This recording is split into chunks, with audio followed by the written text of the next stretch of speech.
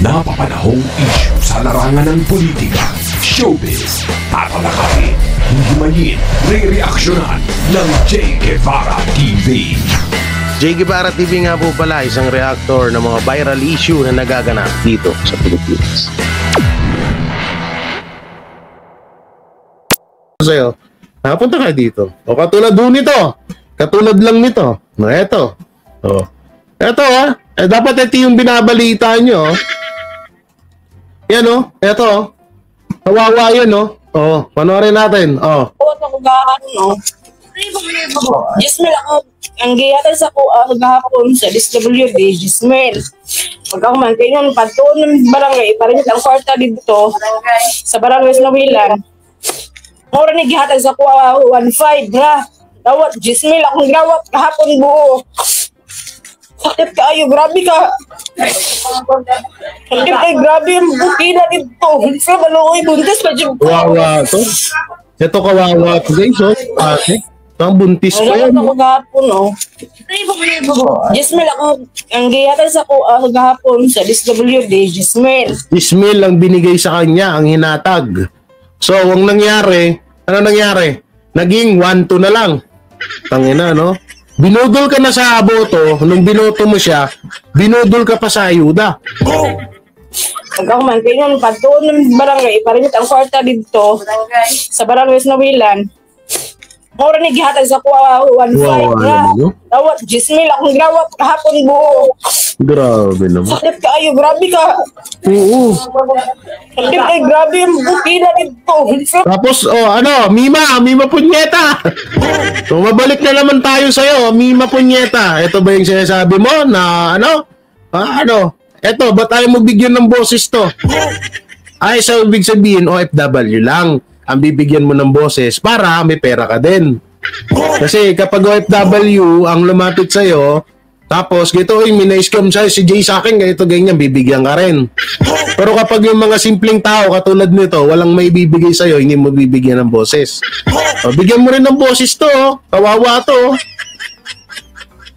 Sa maluoy, buntis pa dyan ko. Kawawa naman. O baka sabihin nyo, binayaran na naman to. Baka sabihin nyo, binayaran. Ay, binayaran niya si ate. Putay na, ganyan ba yung itsura ng binayaran? Ikaw siguro, pwede pa. Mukha kang talampakan.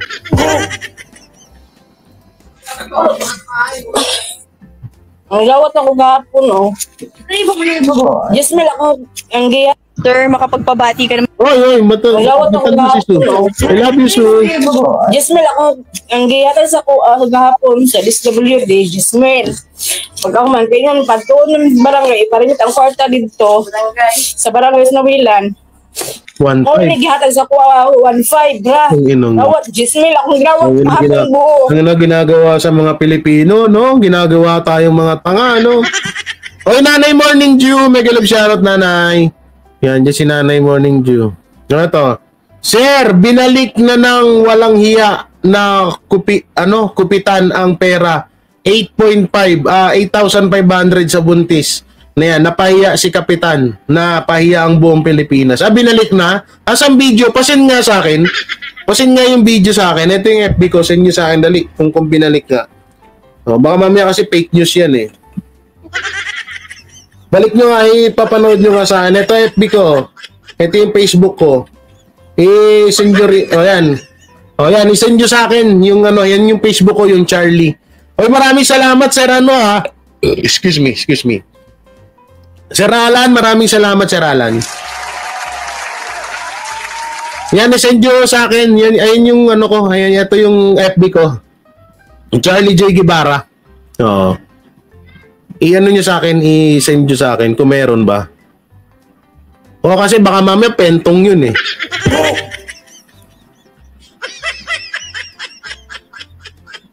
Grabe, no? Punta ka kay PL. Meron na ba kay PL? O, tingnan natin kay PL, Baka i-copyright ako ni PL eh. O, binanatan ko nung nakarangas yun eh. Sige, tingnan natin. Pambansang loyalista. Meron na ba? Meron na, binalik na. Sige, tingnan nga natin kung binalik na. Ano na ba? Live? Baka live lang. O, ito, live. O. Wait lang ha, tingnan natin ha. Ito na ba yan?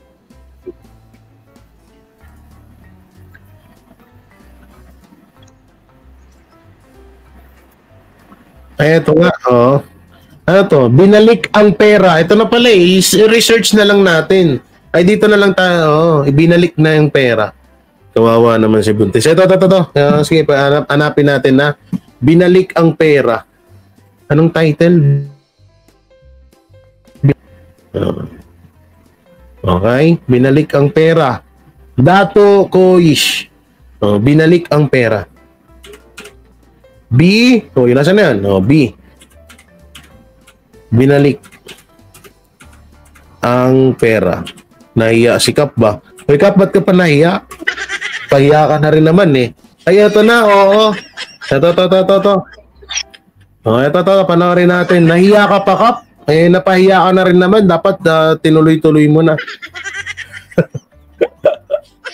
Sa'yo, tarantado ka talaga, Jay. Oh, ito. Ito, panoorin natin. Binalik na ba? Okay, play. Ma'am, ihapag ang kumpila na, ma'am.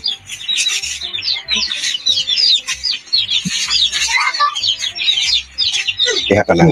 Butang. 1, 2, 3. Ang tanong, etong pinakatanong dito. Sige, nandito na tayo sa part na binalik. Di thank you. Maraming salamat kasi binalik nyo. Paano yung sa iba?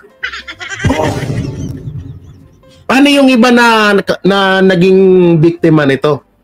Malamang sa malamang, hindi lang si ate ang ano nito. Hindi lang si ate ang nabiktima nito. Marami yan sila dyan. Si ate lang talaga ang nag-viral ng video. Oh. Paano yung iba? Naibalik ba? O sa mga tiga, kung sino man po yung mga kababayan ni ate, na mga kasamahan na hindi na ibalik ang mga pera nyo or hindi ibinigay ang buong pera, 10,000, naging 1,500 pa. Masama pa yan, baka naging 500 na lang. Mag-chat po kayo sa Facebook page, no, namin, J. Guevara 18, Charlie J. Guevara, ang aking Facebook account. Dito sa ating YouTube, mag-comment kayo. Kasi baka mamaya, hindi lang kasi malamang sa malamang, hindi lang to si ate, marami to eh. Marami yan sila. Oo, marami to sila, hindi lang si ate talaga ang naano rito. Kaya kahit ibalik yung 8,500 kay ate, okay lang kasi marami pa silang nakupit eh. So dito, wait lang, kasi tama ba ang pagkakasabi? Pagdating daw sa barangay binawasan. So ibig sabihin, hindi po natin ipinupush. No, hindi natin ipinupush na kasalanan to ng gobyerno. Maaaring kasalanan lamang po ito ng barangay. No, yung kapitan po ang may kasalanan. Malamang yung kapitan po ang nag-corrupt. Alam din naman natin na corrupt ang administrasyon. Andun na tayo. Pero dito kasi sa point na to, no, na kung idinaan yung pera sa barangay, so ibig sabihin barangay po ang may nito, ang may kasalanan. Isinaoli daw, Jay. Nga, ito na nga yung video, isinaoli nga. Ang tanong nga dito, kasi may mga nababasa ako na corrupt talaga si BBM. Tanong nga ito, ganyan. Tayo dito magiging hindi tayo katulad ng Tansu Vlogger, no? Na puro na lang si BBM ng si Duterte ng si Duterte, no? Hindi tayo gano'n. Hindi tayo tutulad sa mga punyetang yan. Ngayon, ang may kasalanan dito, barangay. Hindi po si BBM. Dahil hindi naman po dumaan kay BBM yung Hindi naman po dumaan kay BBM yung pera na to. Para sa kaalaman lang ng lahat, huwag po kayong magagalit sa akin, lawakan nyo yung pag-iisip nyo. Hindi po dumaan ng pera sa administrasyon. Buti sana, kung hindi din natin alam na baka, kaso malabo kasi talaga na panghihimasukan pa to. Ano na to mababang tawag dito, mababang pera na to. Maliit na halaga para anuan pa ni sino ba to? Ni BBM, no? So malamang sa malamang kapitan. Ang point ho dito, nung panahon ni Tatay Digong, wala naman hong ganito eh. Wala hong ganito. No? Meron man, pero kaagad na naaaksyonan. Eto, ngayon, eto hamon natin dyan. Eto dapat yung gawin natin na, eto ang isigaw natin. BBM or President Bongbong Marcos, ano pong gagawin yung aksyon sa mga ganito, sa mga kapitan na ganito? Yun po ang dapat gawin natin dito. BBM, aksyonan nyo yung ginawa ng kapitan na to. Baka mamaya hindi lang si ate ang may ano niyan, hindi lang si ate ang nabiktima ng kapitan na yan. Marami yan, malamang sa malamang. 'Di ba? Oh. Tingnan nyo, binalik na oh. Ang tanong, tinakluban pa ng palangana, tama ba? Ano to, surprise? Surprise ba to? 4, 5, 6, 7, 8. Tulong nga naman kayo, Kap, hindi nyo man lang pa pinasobrahan. May butal pa na 500. Pakonsuelo lang ba? Ito naman to. 8,500. Ma'am, ang imuhang nadawat atong agi 10,000. Tapos, gikuha ang 8.5. 8,500. Ano mo kwanta? 10,000 gihatag na nakasobre pa dyan. Kaya, kuha. Balik sa kuha. Ito yung gito sa bawan. O yun, pwede yun. I-rereklamo sa ombudsman. Yun yung pinakamaganda doon. Tapos, ang gawin ni BBM yan, tanggalin niyang kapitan na yan. Kapag hindi tinanggal ni BBM yung kapitan na yan, alam na this. Alam na. Oh. Ay, shoutout kay Maring Lam, ha? Nandiyan ka ba? Maring Lam, shoutout. 1,500 na lang. Kasi gakuha sa kwarta, ma'am. Si Kapitan. Oh, si Kapitan, no. Oh, narinig niyo sa sinabi ni ate. Si Kapitan daw ang umuha ng pera. So, ibig sabihin, ang gawin natin dito, kung talagang, eto naman kasi ang may problema ho dito, yung Kapitan, hindi na po hawak to ni BBM, no? So, ganito na lang ang gawin natin. BBM, ano ba tong dapat aksyonan nyo na to? Tutay na, yung mga nasa ilalim, yung mga galamay nyo, gumagawa ng katarantaduan.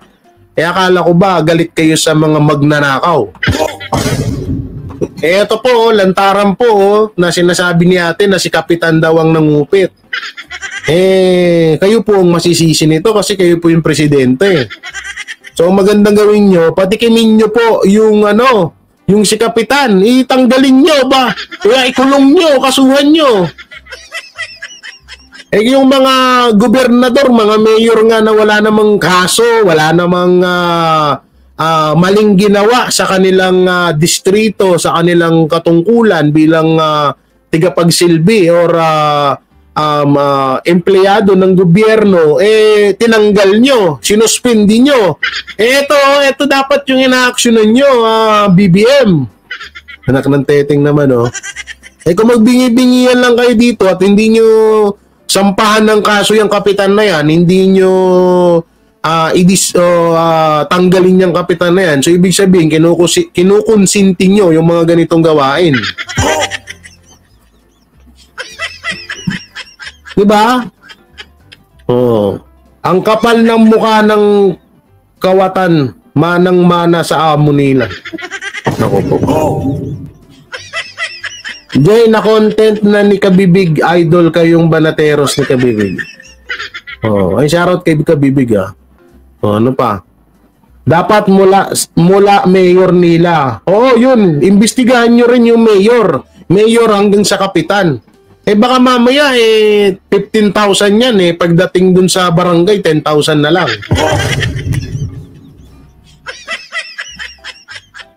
Nako, di lang yan sa Mindanao, pati sa ilang probinsya. Baka sa ilang probinsya nga, masama nga ho nito. Hindi naman ho tayo nagbibintang. Kapag hindi po inaksyonan ni BBM to, mapapaisip po tayo na baka alam niya rin to.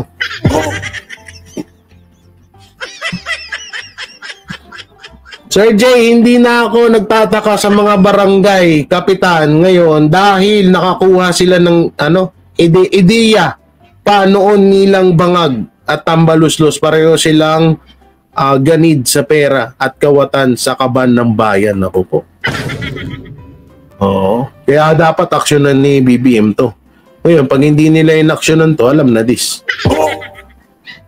Jay, nasend ko sa messenger mo yung new vlog ni Mike Cervera.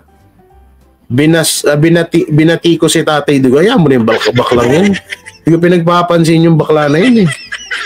Oo, mga Montobol. Sa Digos City nangyari yan. Nasa Digos.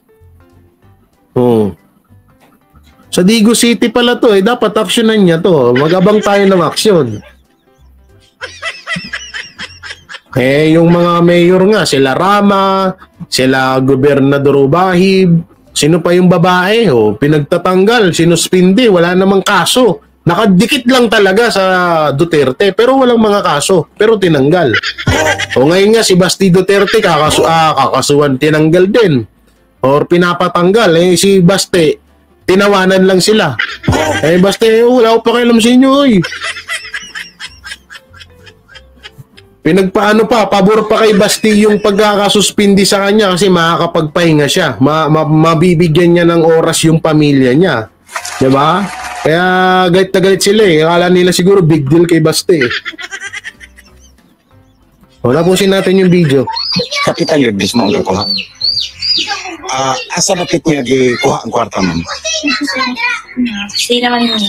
Dito sa Barangay Hall. Ano siyari ka kay Kapitan natin? Kasi tayo mo doon yung gawas. Ma'am, huwag yun siya makonsensya, ma'am. Nga 1.5 lang yun ang gibilin. Si Moha, gikuha niya ang 8,500. Siguro. Nga karon ma'am, gibalik lagi na din ha, ma'am. Magani, wala na ako gidawat niya. Butang na ko sa kuan, hindi na ako nga. Mga sa tingin ko itong pagkakuan, pagkakuan sa yung kuan, dagan pa daw pahinan. Hindi na ako siya nga. Kapila ko nga, kapinan na, dagan pa patagaan, may pangakuran. Hindi ka lang nakap. Para maapol tanan ka.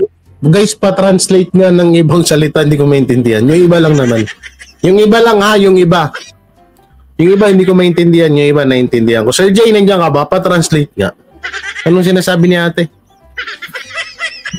Alam na, ayaw. Matang ibalik na ko sa iha, kaya di man yung dawatan. Isusok mo ko sa yung bulsa. Dari agad pagawa. Saan yung kwartahan? Okay. Ano daw? Ito to. Hindi na raw niya tinanggap. Hindi niya kaya pala nakapatong lang dun sa lamesa, hindi niya na tinanggap. Paano pa? Pa-translate dali. Yung iba kasi hindi ko Alam niyo sa totoo lang kung hindi nag-viral to, kawawa to si ate. Hindi to papakialaman. Hindi to may babalik yung pera sa kanya. Binalik na lang daw ang pera.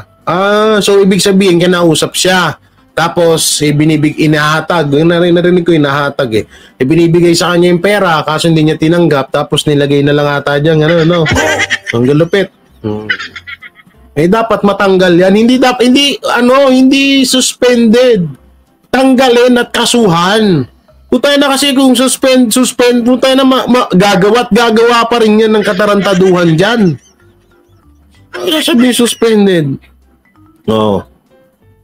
Sabi, binalik daw, baka istorya lang yan, na binalik walang video. Siniksik niya sa bulsa, okay? Sinoli ng kapitan sa kanya, ayaw daw niyang tanggapin. Nilagay niya sa bulsa, pero iniwan pag dyan sa kanya. Okay. Kaya kinuha ni kapitan, marami pa daw bibigyan sa iba. Yun yung sinasabi ko kanina. Ma'am Sydney Belido, Megalog shoutout po. Yan ang sinasabi ko, Sir J. Sir Art Joy. Subscribe niyo yan Art J Vlog. Siya yung kasama ko sa Davao. Nagre-reaction din yan sa Duterte. Sa nangyayaring issue. Subscribe niyo yan. Tawag dito, ito yung sinasabi ko. Baka nga hindi lang si ate ang ginawa ng katarantaduhan nitong kapitan na to. Kaya nga mas maganda paimbestigahan ng administrasyon or ng gobyerno etong kapitan na to na para wag din tularan ng ibang mga kapitan. Eh masama ho nito, baka ba may baliwalain lang to, eh gagawa't gagawa pa rin ng katarantaduhan niyang kapitan na yan.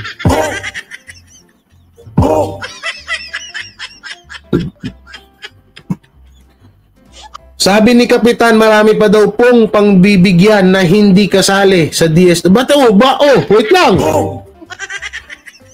Ang labo na. Ngayon, maraming... okay. Parang sinusuhulan mo na ngayon, Kapitan, yung mga kababayan mo. Kita mo, nung si ate kasali yan sa DSWD. Ito, sabi ni Kapitan, marami po daw pang bibigyan na hindi kasali sa ba't mo bibigyan yung mga hindi kasali?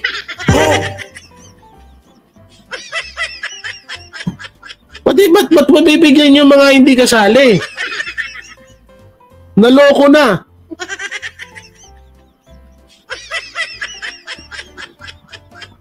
Ano to? Parang hindi siguro, baka natataranta na, baka, ang tiga rito yung kapitan na yun, o magla-live din ako, magbablog ako, o gito. Yung si kapitan, di ako binigyan dito. Ngayon. Ngayon, ang ginawa, lahat na, pati hindi kasali sa DSWD, bibigyan na. Aba, ang lupit Oo nga pala, kasi nung nakaraan, nabasa ko sa comment sa live ni Banat Bay, may nag-comment doon. Kay Banat Bay ka? Kanina bang live yun? Nakalimutan ko. Kay Master Judea ata. Basta yun.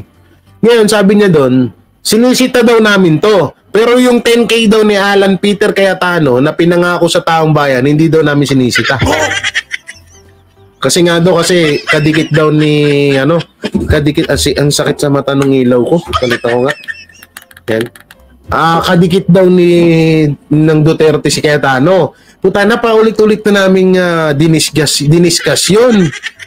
Paulit-ulit na naming ibinalita yun. Ang may problema doon si BBM, hindi si Cayetano. Yung 10K na yun.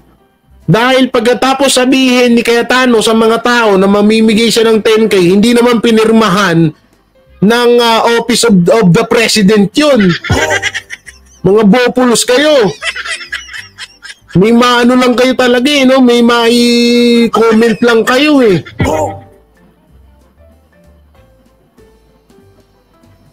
Bibigyan naman sana ni ibibigay naman sana ni Alan Peter Cayetano. Yung kaso hindi nga pinirmahan ni Bongbong. Bobo.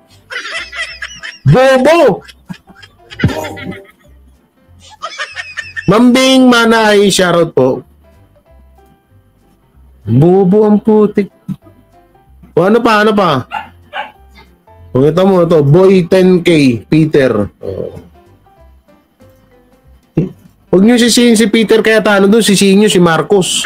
Hindi niya pinirmahan. Papa, Ate Alexa G. Ano to? Ang problema sa DSWD, wala silang matinong instruction sa mga LGU kung anong gagawin after makuha at kung sino-sino ba talaga ang mga eligible dapat na makatanggap ng 10K.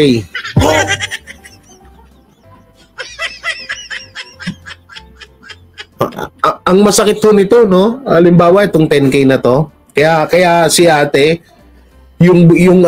kaya yung buntis na napaiyak yun, sobra sigurong hirap pang dinanas nun, pila dito, pila doon, tapos makukuha niya lang. Siyempre 10K, napakalaking pera na yan sa mga kababayan natin, kaya siyempre kahit anong hirap ng pila or kung ano man yung ipinapagawa sa kanila na para makuha nila yung 10,000 na yun, ay gagawin nila yon kasi nga 10,000 pesos yan.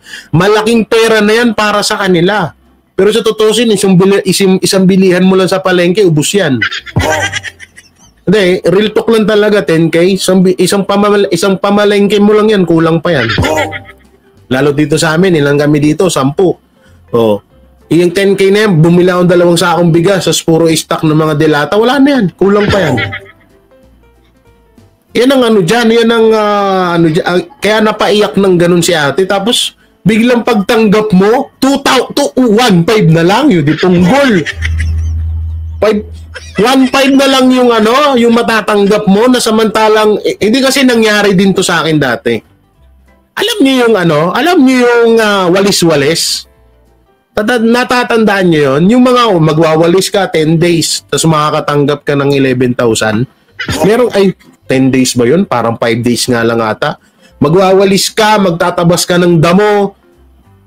Ano bang, hindi tupad yun eh. Basta may ano yun eh. Tapos bibigyan kanila ng yes, tupad. Ewan ko ako anong pangalan nun. Basta parang hindi tupad yun eh.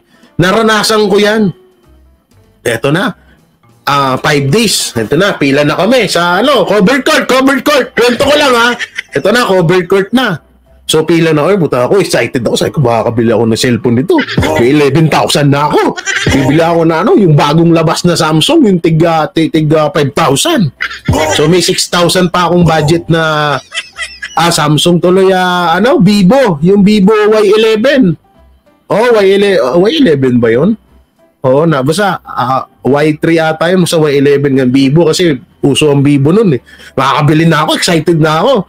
So, nasa 7,000 yung cellphone, may 5,000 pang matitira sa akin. Excited ako kasi buta na, sipag-sipag ko magtanggal ng damo eh. Oo. Pagdating namin sa court, ang haba-haba ng pila. Sobrang haba. Kasi siyempre, buong baryo yun. Yan na, pila na. Kinukwento ko to, dahil alam ko, ganito rin yung naranasan nitong ni ate. So yan na, pila na. Ang tagal. Siguro mga 3 hours ng pila. Yan na, puta na. Pagdating ko pa sa pinakapila, ayan na, anak ng teteng. Sabi niya, sir, asan po ang ang police clearance? Sir, asan po ang barangay clearance nyo? ID po, ID. Kailangan po yung postal. Siyempre, sabi ko, mawawalan na ako ng cellphone to. Uwi ako sa bahay, kuha ako ng police clearance, kuha ako ng barangay clearance, tas may postal ID naman ako, pinaserex ko, balik ulit ako. Balik ulit ako sa balik ulit ako sa pinakadulo ng pila. Balik na no choice kailangan mo binata yan na, pila ka ulit. Pagdating naman doon, ang natatanggap ko, alam niyo kung magkano? 3,500. Sabi ko, ma'am, wait lang, ba 3,500 lang to? Nakasobre. Lapit, sobre.